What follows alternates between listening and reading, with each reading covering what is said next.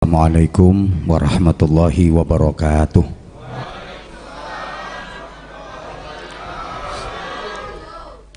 Bismillahirrahmanirrahim. Alhamdulillah wasyukurulillah wal khairu wasyarru bimasyiatillah. Wassalatu wassalamu ala Taha Rasulillah wa ala Yasin Habibillah Sayyidina wa maulana Muhammadin ibni Abdillah wa ala alihi wa sahbihi wa mawalah wa la hawla wa la quwwata illa billah. Amma ba'du. Salam sejahtera untuk kita semua, salam persaudaraan dan salam presisi.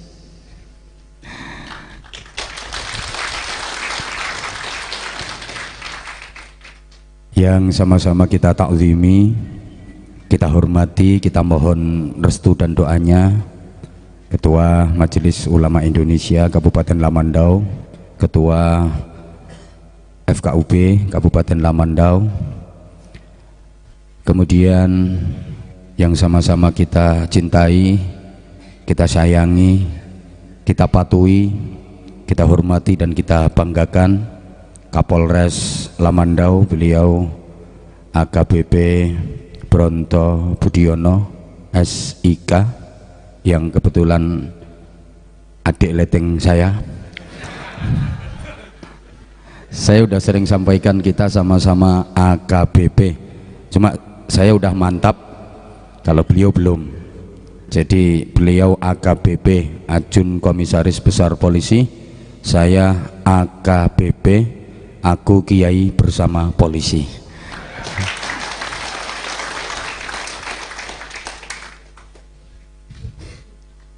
Sama-sama sarjana.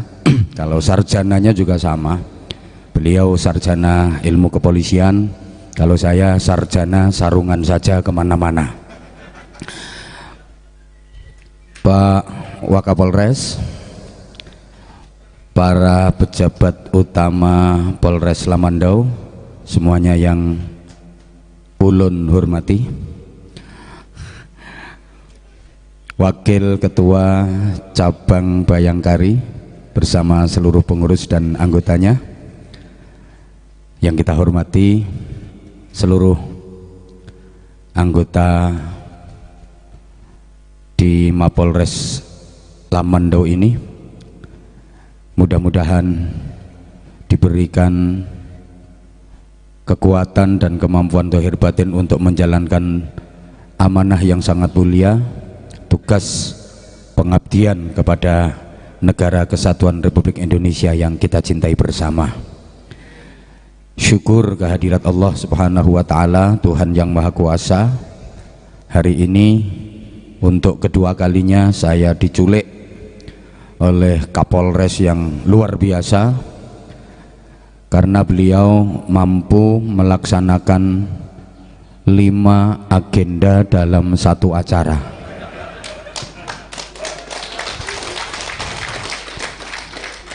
Jadi forum ini acaranya borongan. Ada peringatan Tahun Baru Hijriah, yang kedua hari ulang tahun kemerdekaan Republik Indonesia ke-78, yang ketiga hari jadi Polwan ke-75, yang keempat hari jadi Lantas ke-68, dan yang kelima hari Kesatuan Gerak Bayangkari yang ke-71. Jadi 5 acara jadi satu, bahasa kerennya 5 in 1. Nah, ini benar-benar acara yang ringkas, tegas, jelas, praktis sekaligus ekonomis. Jadi boleh dibilang acara ini adalah acara ngirit biaya.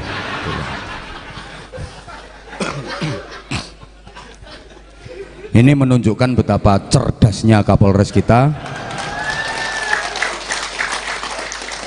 sehingga gelar SIK di belakang nama beliau itu artinya sarjana ilmu keuangan.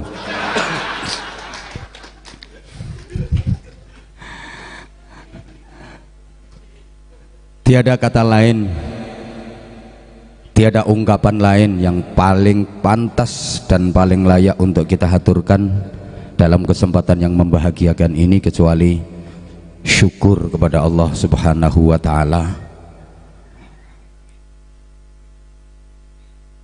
Yang kita harapkan dari 5 in 1 acara borongan hari ini adalah apa yang disebut dengan keberkahan. Karena hidup ini makin hari harus makin berarti, makin lama harus makin bermakna, semakin tua harus semakin mulia, semakin lama harus semakin bagus nilainya, semakin tinggi derajatnya, semakin mahal harganya. Itu hidup yang berkah. Kalau dalam bahasa agama disebut ziyadatul khair, selalu bertambahnya nilai kebaikan. Jadi ada dinamika ke arah hidup yang lebih baik. Kalau dalam bahasa daerah saya disebut to be excellent. Apa nih yang asik? Artinya saya juga nggak tahu. Hari ini harus lebih baik daripada kemarin, dan hari esok harus lebih baik lagi daripada hari ini. Itu hidup yang berkah. Jadi jangan sampai hidup ini makin lama derajatnya makin rendah. Jangan sampai hidup ini makin lama nilainya makin turun, harganya makin mahal, tapi harus selalu meningkat. Jangan sampai habis jadi Kapolres terus jadi penjaga pintu gerbang. Masa habis AKBP kok terus barada. Nah, ini hidup yang gagal.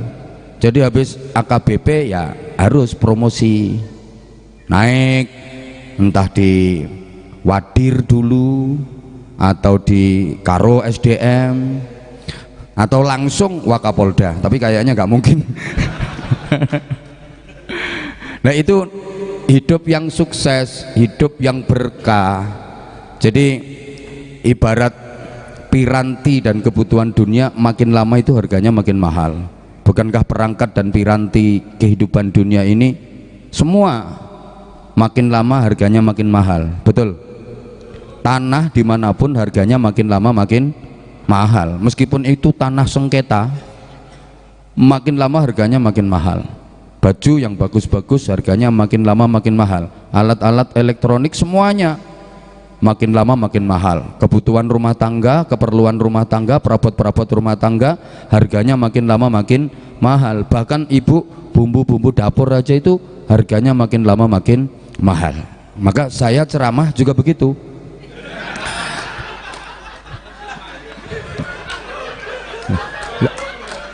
Loh, artinya saya kalau ceramah begitu gitu loh.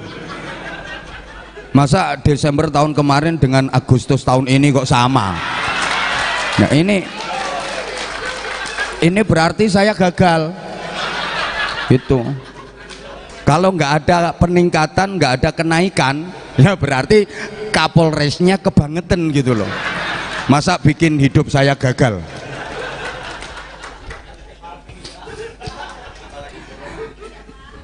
Memang hidup yang paling nikmat itu hidup yang barokah. Keluarga yang paling sejahtera, paling sakinah, paling bahagia adalah keluarga yang barokah. Pekerjaan yang paling baik itu ya pekerjaan yang barokah. Jabatan yang paling terhormat adalah jabatan yang berkah. Rezeki yang paling menenteramkan itu ya rezeki yang barokah. Duit yang paling bikin nyaman, bikin tentrem, bikin bahagia itu duit yang barokah. Nah, perlu diingat Bapak dan Ibu, duit yang barokah itu nggak harus banyak nominalnya, nggak harus banyak jumlahnya, tapi duit yang barokah itu duit yang banyak nilai kemanfaatannya, banyak nilai kebaikannya meskipun duitnya banyak. Nah itu barokah. Mohon maaf ya, punya duit banyak tapi kalau nggak ada nilai kemanfaatannya, nggak ada nilai kebaikannya, itu namanya duit nggak barokah. Dan ciri utama barokah itu bikin hati bahagia, ayem kata orang Jawa, bikin keluarga tentrem. Itu ciri utama barokah. Di hati terasa damai, keluarga jadi tentrem, kehidupan kita jadi bahagia. Rasa-rasanya nggak ada gunanya punya duit banyak kalau hidup nggak bahagia. Betul. Keluarga berantakan. Misalnya punya duit banyak banget 100 juta, itu sedikit apa banyak?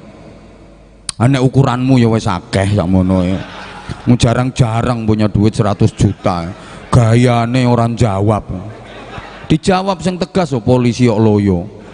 Punya duit 100 juta, itu ukurannya 100 juta itu sedikit apa banyak? Banyak nek ukuranmu, wong pakatmu lagi rengget-rengget kok. Banyak itu 100 juta ya. Tapi hati enggak damai, keluarga enggak tentrem. Misalnya anak laki-lakinya kena narkoba, anak perempuannya kena imbas pemilu, perkawinan hamil dahulu, mamanya perempuan yang mereknya C, cerewet, ceriwis, centil, ceninilan, celelean, celalaan, celandaan, ceguk, cemburuan, cerongoan, celutak komplit pokoknya. Sementara bapaknya hobinya dugem, acep. Nggak ada gunanya duit 100 juta. Betul, betul. Mending duit nggak begitu banyak tapi di hati damai, keluarga tentrem. Ayo coba orang pian sabarataan no isoku yo kuwi tok. Ayo coba bapak dan ibu pilih mana, punya duit banyak 100 juta tapi nggak bahagia, sama punya duit cuma 100 miliar tapi bahagia, pilih mana?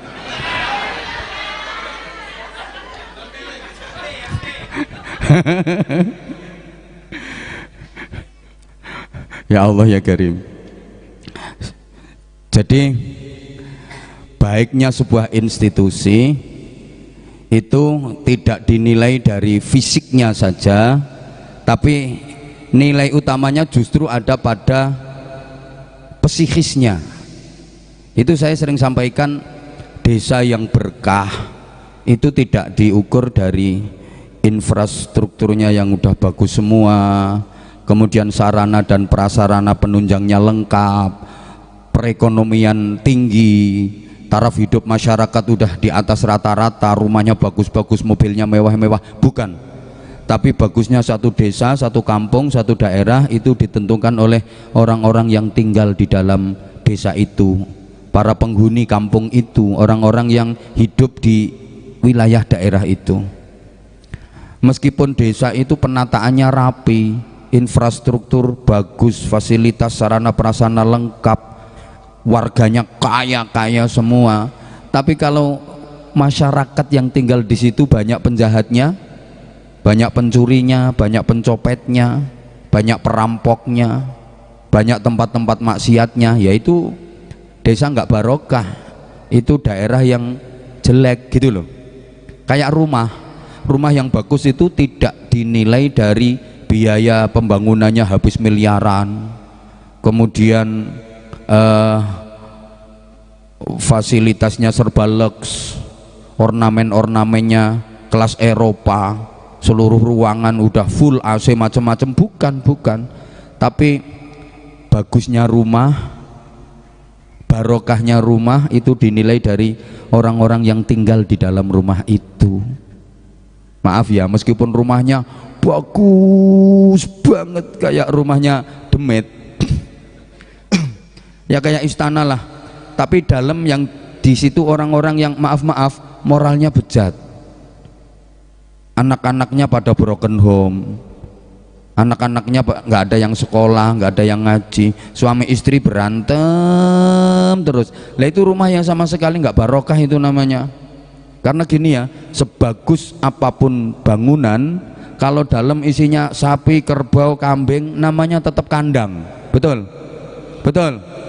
Sebagus apapun rumah, megah, mewah, indah, kalau dalam isinya orang sakit, namanya rumah sakit. Apalagi yang di dalam orang sakit jiwa. Sebaliknya, rumah jelek, kecil, di pinggir kali, udah mereng, atapnya bocor kalau lagi hujan, kendaraan nggak punya sama sekali, jangankan mobil, motor aja nggak punya, punyanya sepeda butut itu, GL Pro, genjot langsung protol itu. Wah jelek. Kalau di perumahan ada tipe RSSS, rumah sangat sederhana sekali. Ini lebih ini RSSS, rumah sangat sederhana sekali, sampai-sampai sulit simpangan, sulit selonjor, sulit sendeklu, sulit sendenan, sulit sayang-sayangan, sulit senggama, sesek-sesekan selalu. S-nya berapa itu? Kecil, jelek, perabot-perabotnya jelek, tapi isinya keluarga yang harmonis, suami solih, istri solihah, anak-anaknya dzurriyyatan thayyibah, ahli ibadah, berakhlakul karimah. Itu namanya rumah tangga, meskipun rumah itu nggak ada tangganya. Iki paham tak gak ya gitu omongin ini modelnya? Paham gak? Lah gitu, maaf, kayak baju, bagusnya baju itu bukan dari mereknya yang branded ternama, dari bandrolnya yang mahal, bahannya yang kain kualitas tertinggi, karya desainer kelas dunia yang funky, trendy, bukan. Tapi bagusnya baju itu diukur dari pemakainya, orang yang ada di dalam baju itu. Meskipun bandrolnya mahal, entah berapa miliar, karya desainer ternama, funky, trendy, tapi kalau yang make, maaf, perempuan nakal misalnya, apa namanya itu? WTS, wadah titip senjata itu. Lah emang iya kok. Makanya disebut WTS, wadah titip senjata. Lebih kasar lagi pelacur, disumpeli alat mancur itu. Kalau orang Jawa nyebutnya balon, sing bayar oleh kelon. Kalau bahasa Jawa Timur, I love you, mari dilapi tinggal belayu. Itu maaf, baju jadi murah. Kenapa? Ya karena yang make orang murahan, gitu loh. Sebaliknya ada baju tuh, wah jelek banget, kainnya paling jelek, potongannya, jahitannya jelek, jahitannya itu nggak pakai benang tapi pakai bendrat, kawat loh. Kainnya kaku, warnanya kontras, atas hijau bawah merah kayak kapsul, tapi yang make perempuan solihah, ahli ibadah, berakhlakul karimah, kayak Bayangkari sini. Alah bendol dase, maksudnya Bayangkari sini tuh yang nggak ikut tepuk tangan. Itu baju jadi mahal, gitu loh. Ayo coba bapak-bapak ya, misalnya ya, pian masih single, misalnya, bayangkan misalnya bapak itu masih single, masih bujang, suruh milih 2 perempuan untuk jadi istri sampean. Coba pilih mana? 1, bajunya jelek tapi orangnya cantik. Satunya, bajunya bagus tapi orangnya jelek. Pilih yang mana? Hah? Oh, baju bagus orangnya cantik, udah dinikah orang. Wong ini pilihannya cuma 2 kok, bajunya jelek orangnya cantik.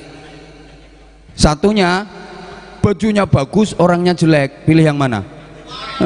Pilih yang cantik meskipun baju jelek. Baju itu kalau udah jadi istri nggak penting, malah enakan nggak pakai baju. Gitu loh.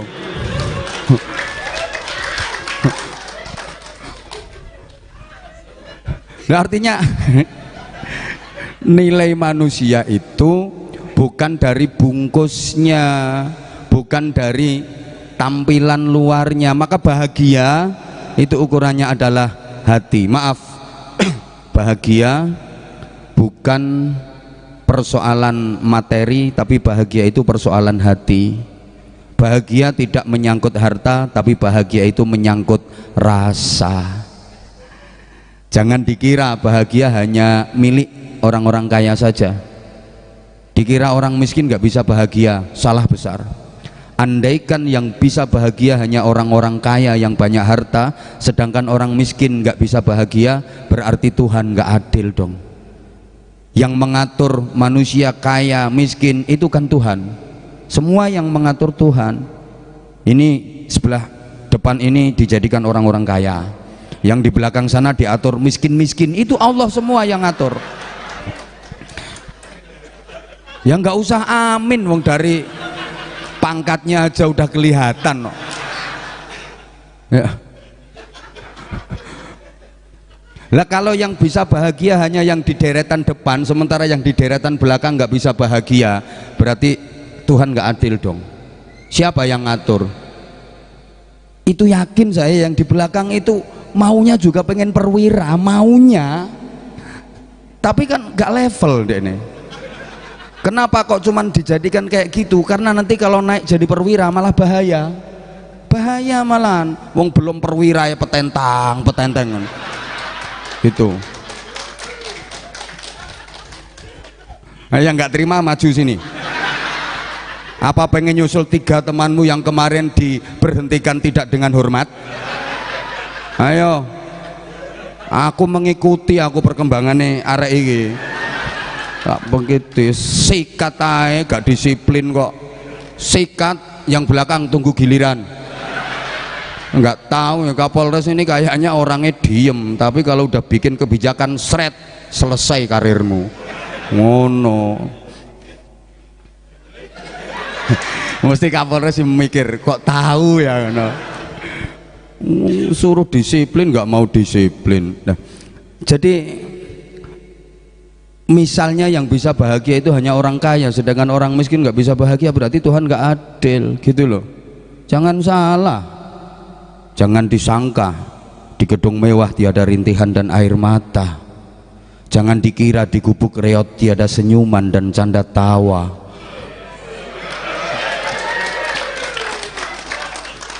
Banyak kok orang kaya raya tapi hidupnya sengsara. Banyak orang miskin tapi hatinya bahagia.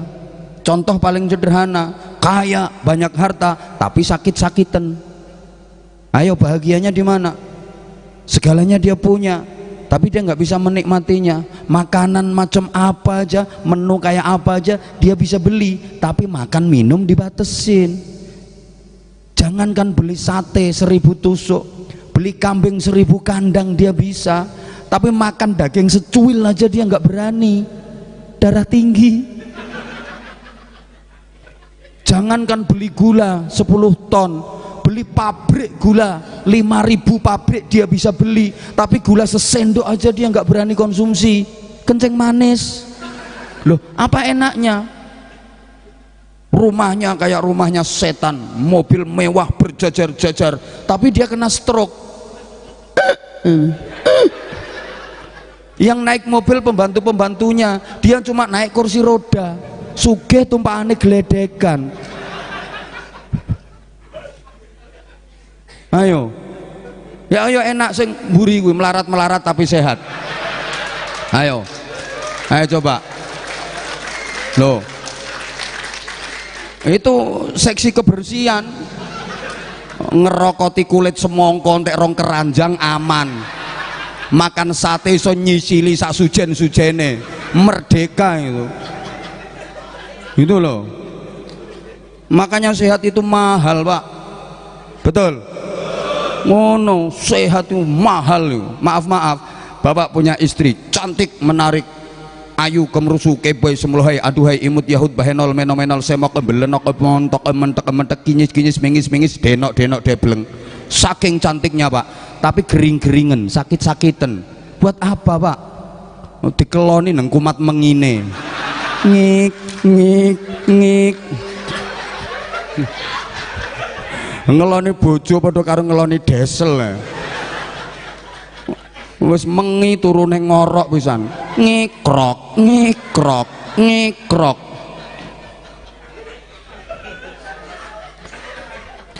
Sama dong ibu punya suami ganteng, gagah, tampan, tinggi besar, sehat, atletis, kuning kulitnya sauntu-untune. Tapi sakit-sakitan coba. Pakai apa, Bu? Itu diobat abitno meneng. Dioncat-ancitno kok gak ono sing ngungkil-ungkil babar pisan. Mikir sampean, iki urip apa mati wong iki. Kok gak ono sing ngungkil-ungkil belas. Ngono lho. Kadang-kadang miskin tapi bahagia. Dibilangi kok, "Hoi. Jangan dikira bahagia hanya orang yang punya pangkat jabatan kedudukan. Terus yang nggak punya pangkat jabatan kedudukan strategis nggak bisa bahagia. Salah besar.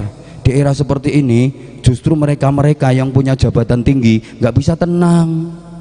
Dipelototin terus sama KPK, pelototin terus. AKP nggak bisa tenang. Iya loh, iya loh. Ini kok iso dadi Kabak Sumdai beres enggak carane. Ini loh orang.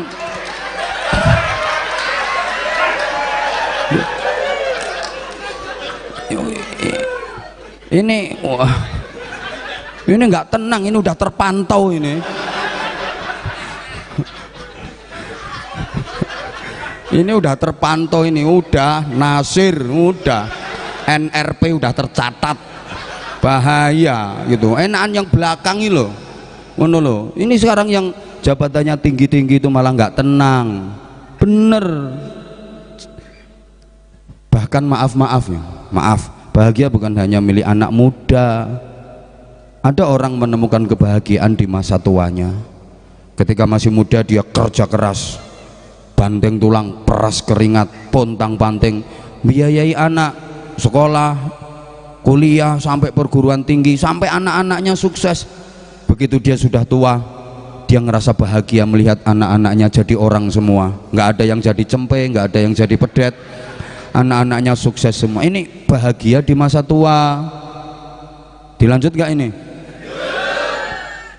Bahkan sorry ya, ada orang yang mendapatkan kebahagiaan pada sakit yang dia derita. Sakit tapi bahagia. Kenapa?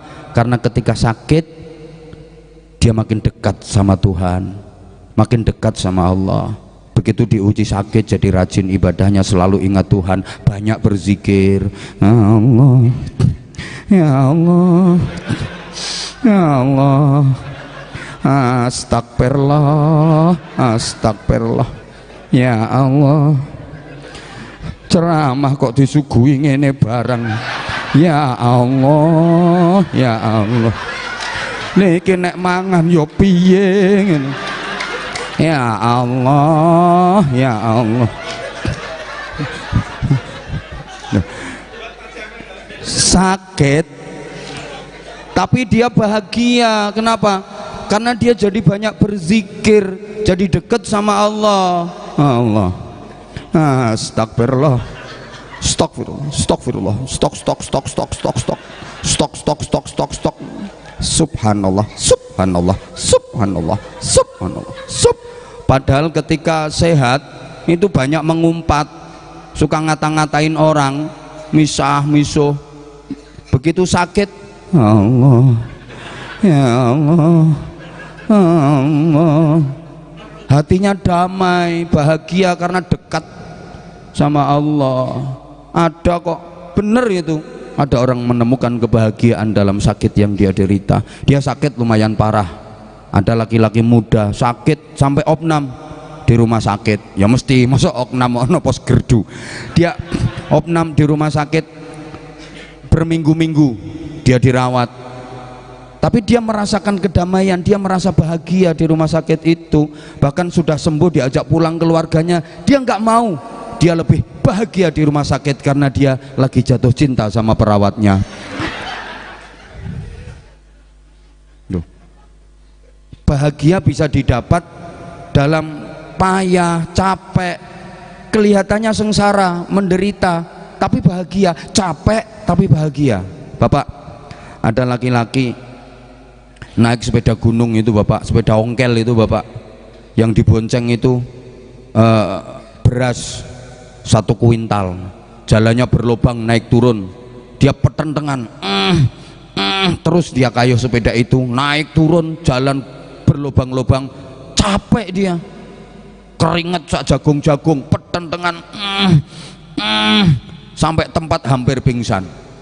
Tapi ada juga yang sama-sama naik sepeda gunung, sepeda ontel, dia kayuh itu sepeda, yang dibonceng sama 1 kintal beratnya, jalan berlubang, naik turun, petentengan, keringat bercucuran, tapi dia ngerasa bahagia karena 1 kintal yang dibonceng adalah pacarnya.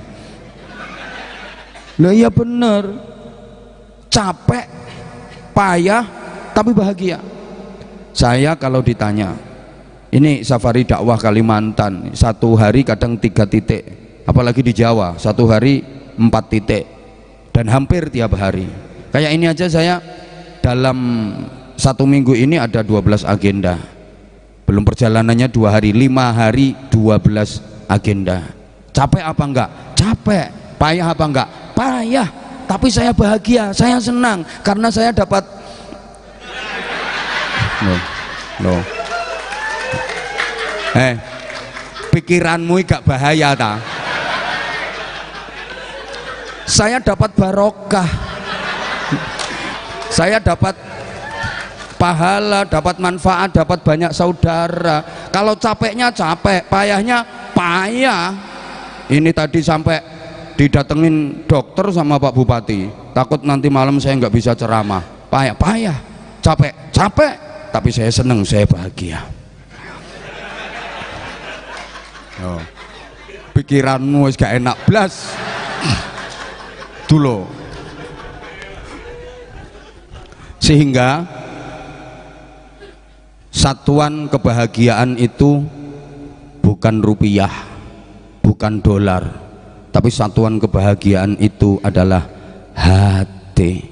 Hidup ini yang penting bukan apa dan berapa yang bisa kita dapatkan, tapi yang penting adalah apa dan berapa yang bisa kita rasakan. Yang terpenting dalam hidup ini bukan apa dan berapa yang bisa kita miliki, tapi apa dan berapa yang bisa kita nikmati untuk kita syukuri. Banyak orang yang berhasil mendapatkan tapi nggak bisa merasakan. Banyak loh, berhasil mendapatkan jabatan yang diinginkan, yang diidam-idamkan, tapi begitu jabatan dia dapatkan, dia nggak bisa merasakan nikmatnya jabatan itu. Banyak apa banyak? Banyak apa banyak? Banyak pengen jadi jenderal, berhasil dia dapatkan pangkat jenderal itu, tapi nggak lama jabatan strategis dia pegang, tapi dia nggak bisa merasakan nikmatnya jabatan itu. Banyak banget. Ini sebentar lagi musim pemilu, memasuki tahun-tahun politik, pol-polan idik-idik. Ini banyak orang yang berebut pengen duduk di kursi dewan, pengen dapat jabatan, sehingga berbagai macam cara ditempuh, kampanye sana sini, duit digelontorkan, pamflet baliho disebar di mana-mana. Ini tepi-tepi jalan udah mulai banyak penampakan. Nggih napa mboten? Iya, bahkan ada yang rela jadi penunggu pohon. Lo kan fotonya dipasang neng uwet, itu kan dia rela jadi penunggu pohon, sampai hantu-hantu pohon itu lari semua. Penunggu-penunggu pohon ketakutan karena udah ada penunggunya. Ada yang jadi penunggu jembatan. Wah, duit miliaran dia keluarkan, berhasil dia duduk di kursi dewan, berhasil dia jadi anggota legislatif, tapi baru 4 bulan udah kesandung masalah, dia malah duduknya di pesakitan, dia malah masuk penjara. Berhasil mendapatkan tapi nggak bisa merasakan. Percuma Bapak Mas, Anda berhasil mendapatkan perempuan cantik jadi istri Anda, tapi Anda nggak bisa merasakan karena Anda impoten misalnya.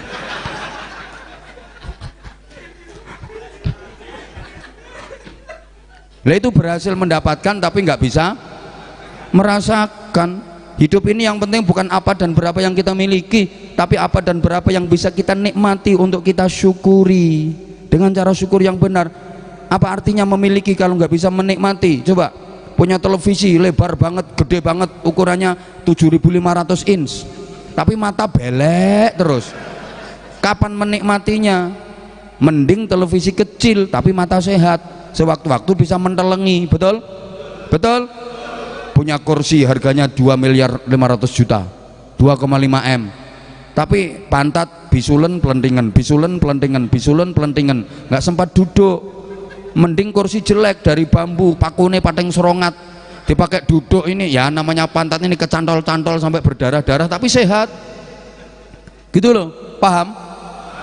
Apa artinya Pak? Sampean punya istri cantik tapi sampean nanyang-nanyangen nih bentino. Gitu loh.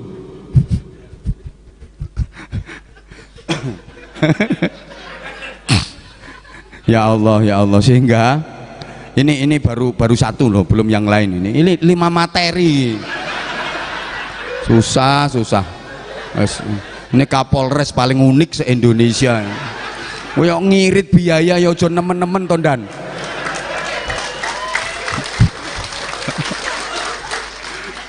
Allah ya Karim, jan ngirit biaya. Maka sesungguhnya siapa yang hidupnya paling bahagia adalah orang yang pandai bersyukur.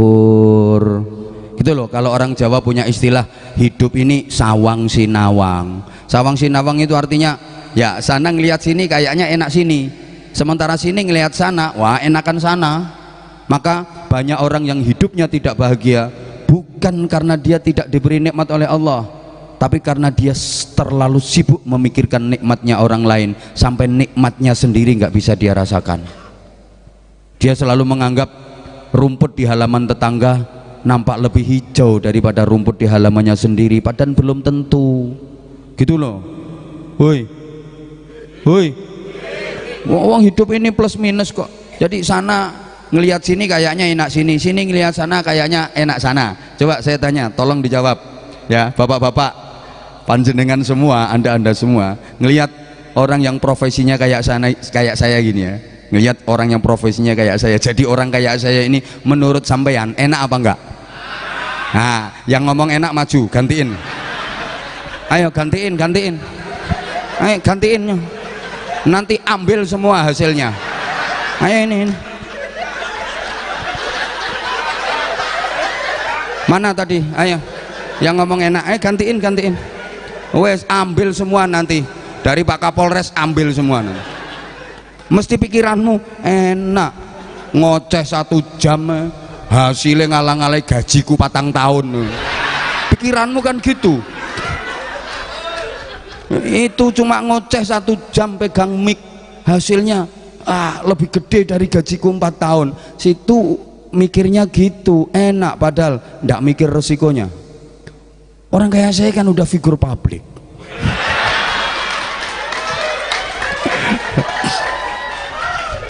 No. Salah ucap resikonya besar.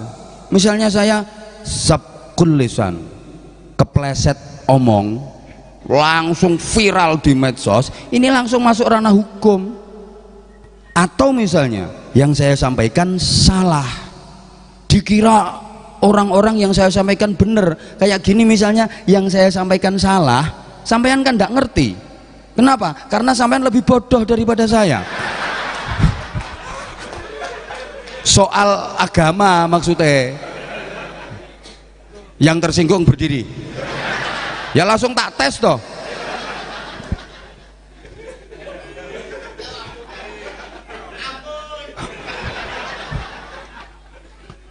Kasat bin Mas yang paling pinter agama, ayo ngadek. Mana Kasat bin Masnya? Alah lo Kasat bin Mas yang ngono.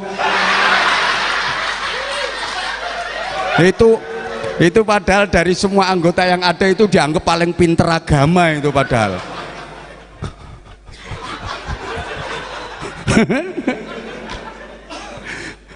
Udah diem. Dikira yang saya sampaikan bener, dikira.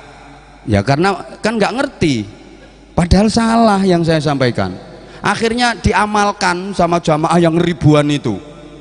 Berarti saya menyesatkan banyak orang, saya menyesatkan puluhan ribu orang, bahkan jutaan orang kalau itu langsung di medsos. Ayo coba, resikonya dunia akhirat. Makanya kalau mahal itu ya pantas. Jadi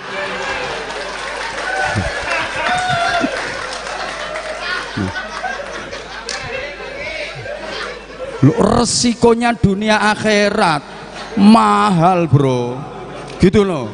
Lah kalau dirimu kan minim resiko, apa mana sing belakang itu wis gak beresiko blas, ya murah regamu, nggak mengandung resiko.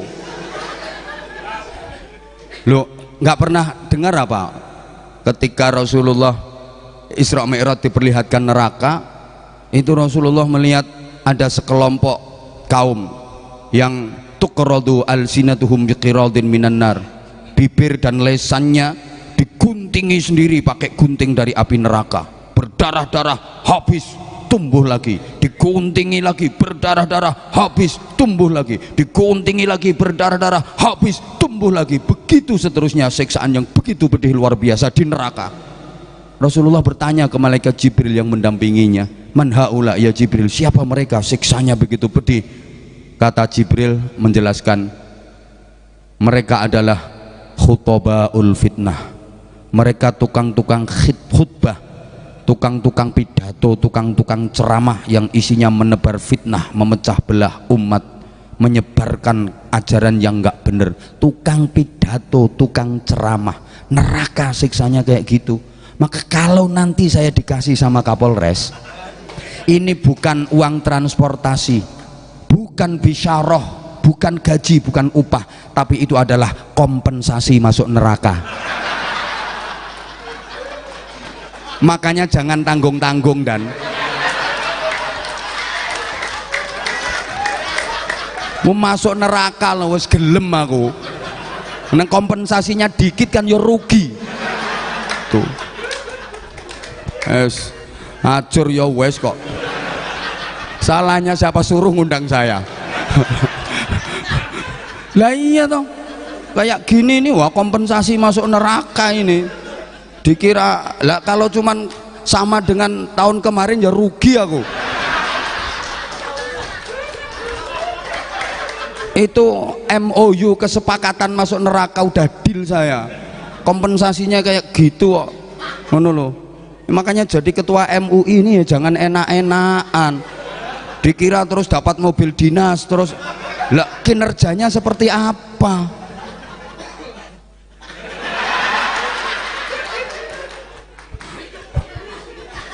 Wah itu tanggung jawabnya besar itu nanti. FKUB barang itu tanggung jawabnya besar itu, besar, penuh resiko.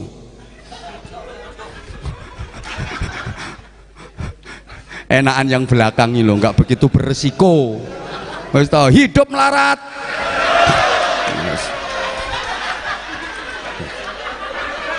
Boleh percaya, boleh enggak. Tadi Pak Kapolres kan menyampaikan nanti kalau masuk surga ndak boleh dilupakan. Ya ndak lah, ndak. Tapi boleh percaya, boleh enggak. Ini besok yang masuk surga, yang di deretan depan sama yang di belakang, duluan yang di belakang itu. Oh iya. Lah ini yang depan ini Masya Allah, proses hisapnya itu rumit, ruwet. Ayo, oh, ayo pindah. Kalau yang berdiri tadi yang paling ruwet nanti.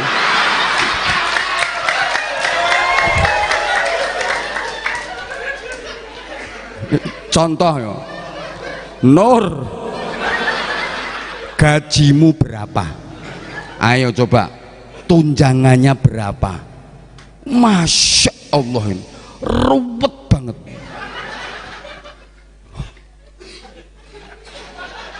Kamu pernah malak orang berapa kali? Itu kasus kamu lepas, padahal itu sebenarnya kasus besar, kamu dapat berapa? Ayo itu ruwet. Makanya pinter Kapolres itu, tahu diri bahwa kasusnya banyak, makanya mau gandul sama kiai.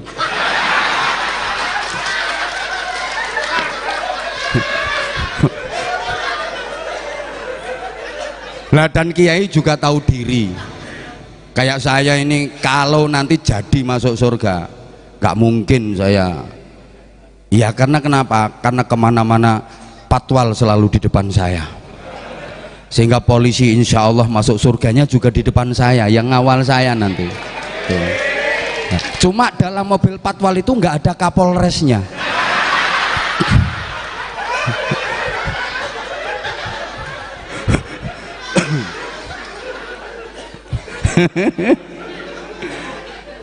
Nah ini perlunya sinergitas ya, makanya saya seneng ketua MUI sama ketua FKUB ikut hadir di forum ini. Saya seneng agar sinergi, karena banyak hal yang ketua MUI nggak mampu menjalankan, yang bisa menyelesaikan adalah Kapolres. Sebagaimana Kapolres tidak bisa menyelesaikan hal yang bisa menyelesaikannya itu ketua MUI sama ketua FKUB. Ini harus sinergi. Kiai nggak bisa, tapi polisi bisa. Ada sesuatu yang polisi bisa tapi kiai nggak bisa. Contoh ya, ini contoh. Nah kalau Pak Kapolres ditanya tentang apa saja harta yang harus dizakati, kemudian zakatnya berapa, itu kan ya bukan wilayahnya beliau. Syarat rukunnya haji itu apa, bukan wilayahnya beliau. Itu nanti wilayahnya ketua MUI sama FKUB ini kan, gitu loh. Tapi misalnya saiki ketua MUI lagi jalan, terus ada ada 20 pemuda yang mabuk berat. Wah, sambil nyekek botol itu dia, ya sambil pegang botol 20 orang, geloyor, terus dideketi sama ketua MUI ini, kan kiai beliau. Ayo bubar, bubar, bubar. Qala Allah Ta'ala fi kitabihil karim, innamal khamru wal maisiru wal ansabu rijsum min amali syaitani fajtanibuh.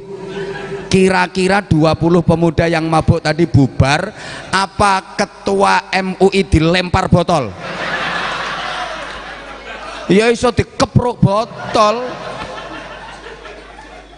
Itu bukan wilayah beliau, beliau nggak mungkin bisa. Itu wilayahnya Kapolsek misalnya, wilayahnya polisi. Nah, kalau apalagi Kapolres yang datang bawa satu anggota aja, ayo bubar, geruduk, tunggang langgang, pontang panteng. Jadi dalam itu lebih sakti Kapolres daripada kiai. Loh, betul apa betul? Lah iya, makanya saya selalu sinkron komunikasi dengan teman-teman dari Polri, karena banyak hal yang kiai nggak mampu yang bisa menyelesaikan polisi, ngono loh. Mbok paham mbok enggak ngene iki ketoke. Sabar dan ketoke anggotane jenengan iki rada oon-oon. Wong IQ-ne rendah kok iso klebu dadi polisi. Itu dulu tes masuknya gimana itu? Kok iso klebu dadi anggota Polri loh? Padahal plonga-plongo. Loh, setahu saya itu polisi itu seleksinya ketat loh, harus cerdas loh polisi lah. Iku kok modelnya plonga-plongo. Ini jangan-jangan ada penyusupnya dan ini.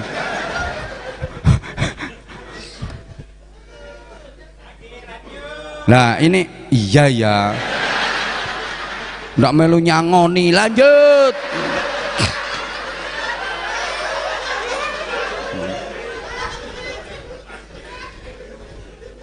Jadi itu belum lagi dengan komponen-komponen yang lain, sehingga saya salut banget di Polres Lamando ini ada ngaji rutin, ngaji bulanan, ada pembinaan kerohanian. Terus wong saya baru datang 2 kali di Lamando saja selalu diculik sama Kapolres untuk ngisi acara semacam ini. Ini kan subhanallah luar biasa loh ini. Ini tepuk tangan untuk Polres Lamando ini. Bahkan Mapolres Sekalteng yang bisa mendatangkan saya 2 kali ini baru Lamando ini. Ini ya saking ndableke Kapolres saya gitu loh.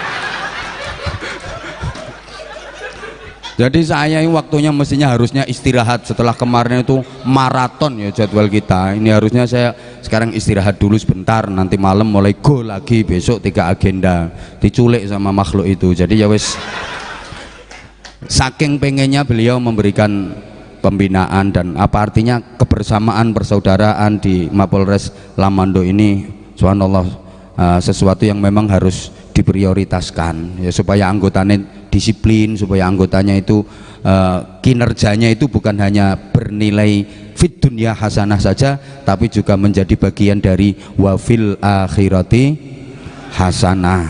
Itu intinya di situ. Jadi kalau tadi saya bilang orang itu sawang sinawang, sawang sinawang, sawang sinawang, demikian pula jangan dikira kalau udah disebut kiai jauh lebih baik daripada yang bukan kiai. Urusan agama pun enggak. Jangan salah, orang itu plus minus, ada sisi positifnya, ada sisi negatifnya. Maka pada hakikatnya setiap manusia itu punya potensi kebaikan, tapi kadang-kadang dia nggak mampu menggali potensi itu sehingga nggak bisa terekspresi menjadi prestasi.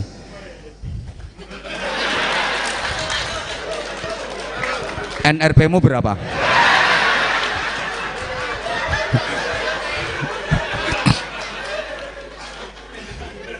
Oh, ada orang bilang kayak gini, wah.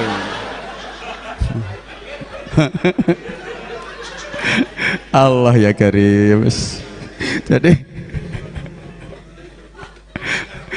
ya memang Polres Lamando ini antik-antik orangnya, antik-antik. Saya jadi betah ya. Ya Allah ya karim. Itu loh. Jadi orang itu plus minus, nggak ada orang yang sempurna baik itu kan, nggak ada, ya, nggak ada. Dikira kalau jadi kiai itu mesti baik semua, terus nggak ada jeleknya. Masyarakat sementara ini kan lihat kalau wah kiai itu kayak orang suci, kayak nggak punya salah gitu. Sehingga ketemu itu masa cium tangan wolak walik. Aku sampai tahu dicium tangan ini jempolanku kelebu no cangkeme barengan. Ya perkara mola malik. Masya Allah. Ya sejujurnya ini saya boleh jujur dong. Sejujurnya ya, kalau saya ini wah kejelekannya banyak banget, jauh lebih banyak daripada orang pian sebarataan, jauh lebih banyak. Cuma Anda nggak tahu gitu loh. Andaikan Anda tahu kejelekan saya, ya nggak sudi dengerin omongan saya, gitu loh. Nggak tahu kok. Jujur ya, kalau misalnya saya pengen masuk surga dengan mengandalkan amal kebaikan saya, rasa-rasanya harapannya sangat tipis. Bahkan mungkin nggak ada harapan, karena saya tahu kok berapa ibadah saya, seperti apa sholat saya. Yang bisa tahu ukurannya ya Allah sama saya. Kayak apa puasa saya, berapa nilai sedekah saya, berapa banyak saya membantu fakir miskin, yatim piatu, berapa nilai sosial saya, berapa banyak saya mengabdikan diri untuk masyarakat. Saya tahu kebaikan saya ukurannya berapa. Saya juga tahu persis berapa banyak kesalahan, kezaliman, dosa-dosa yang saya lakukan. Jadi saya nggak percaya kalau ada orang nggak ingat dosa itu, saya nggak percaya. Eleng Kapolres biar penggaweannya tawuran. Saya ini tukang melerai orang tawuran. Dulu ya raja tawuran ini, ketua geng ini dulu. Ada trek jalan lompat, tantang orang sana datengin. Ini makhluk ini. Mesti ingat, nggak mungkin nggak ingat. Biar penggaweannya nyolong pelem, nyolong.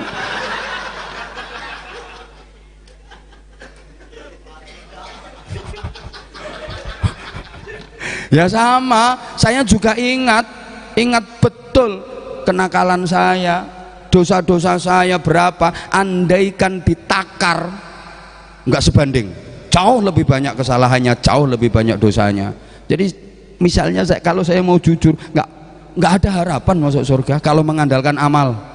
Terus saya berpikir Nabi Adam yang udah jadi penghuni surga, lama tinggal di surga, cuma gara-gara salah sekali aja diusir, dikeluarkan dari surga. Itu padahal Nabi Adam udah lama tinggal di surga, salahnya cuma satu, dikeluarkan. Lah kita pojokannya surga aja belum pernah lihat, kesalahan sambrek, lu kok malah pengen masuk. Dalam hal ini kita itu memang agak tidak waras lah. Coba dipikir toh, Nabi Adam yang wis wong lawas menjadi penghuni surga lama, salahnya cuma satu, dikeluarin. Lah kita belum pernah tahu gang-gang di surga, pojokane swarga gak tahu ngerti, salah sak pirang-pirang malah pengen masuk. Jadi kalau bicara kejelekan saya, banyak banget, sampean nggak tahu. Yang paling tahu ya istri saya. Karena istri saya itu tahu kesalahan saya semua, bahkan segala sesuatu tentang saya, seapa-apa aku kabeh ndekne roh. Makanya ya saya itu kalau ceramah di hadapan khalayak puluhan ribu manusia biasa saya. 2,5 jam bisa saya suruh ceramah di hadapan puluhan ribu orang biasa. Tapi jujur saya disuruh ceramah di hadapan istri saya seorang, saya nggak bisa. Karena dia tahu kejelekan-kejelekan saya. Loh iya bener, saya suruh ceramah di hadapan puluhan ribu orang biasa, ratusan ribu orang bisa saya ceramah. Tapi untuk ceramah di hadapan istri saya nggak bisa. Misalnya dia lagi ngambek, habis lanang jaluk menangi dewe, nah aku duwe pendapat jadi gak kalem nurut, tapi lah pendapatnya dene aku kudu manut. Rumah tangga iki mestine apa-apa ya musyawarah, juga kalah-kalahan koyo ngono kok kayak dua aku ya mek titik sampai saiki ngene iki wis entek rumangsane kene gak bingung beto duwe. Saiki apa-apa larang, coba dene sing blonjo nek nyukupno duwe sakmun misalnya ya. Terus tak nasihati misalnya, nggak boleh gitu. Istri itu jangankan ngomelin suami, bicara lebih keras daripada suami itu nggak boleh. Kanjeng Nabi kan wis dawuh gak usah nabi-nabian misalnya gitu, selesai wes, selesai. Loh bukan cuma gitu, misalnya ya dia lagi ngambek misalnya, lagi ngambek misalnya, seringkut terus duduk plek, tak ceramai, assalamualaikum warahmatullah, saya